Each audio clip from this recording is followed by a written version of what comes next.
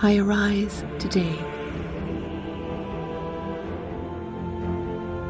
through the strength of heaven,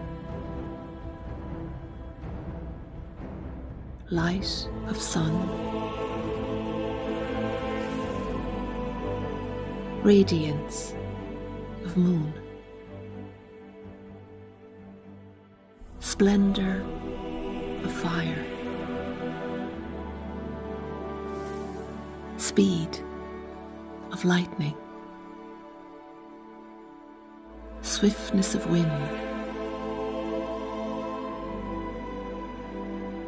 depth of sea, stability of earth, firmness of rock.